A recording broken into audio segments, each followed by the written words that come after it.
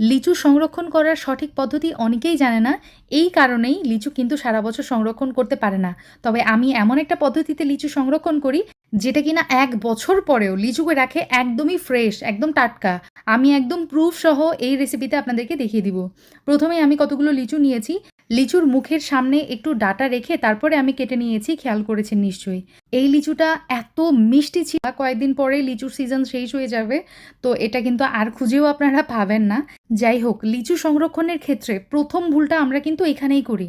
লিচু কিন্তু কখনোই পানি দিয়ে ধোয়া যাবে না। আপনারা দরকার হলে পরিষ্কার টিস্যু দিয়ে বা টাওয়াল দিয়ে সুন্দর করে মুছে নিবেন। এখন একটা বক্সের মধ্যে আমি নিউজপেপার বিছিয়ে দিয়েছি। তার মধ্যে লিচুর লেয়ার এভাবে আমি সাজিয়ে দিলাম। খেয়াল করেছেন নিশ্চয়ই লিচুগুলা আমি কিভাবে সাজিয়েছি।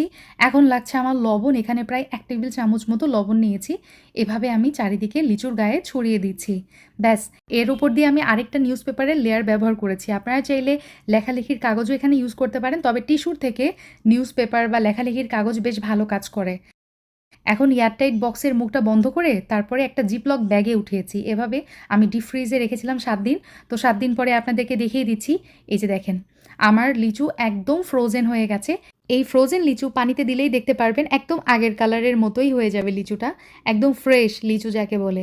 তো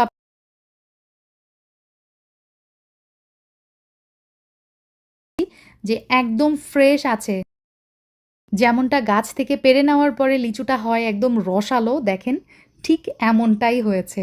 ১ বছর পরেও ঠিক এমনই থাকবে। আমার পদ্ধতিতে লিচু সংরক্ষণ করে দেখতে পারেন, নিরাশ হবেন না।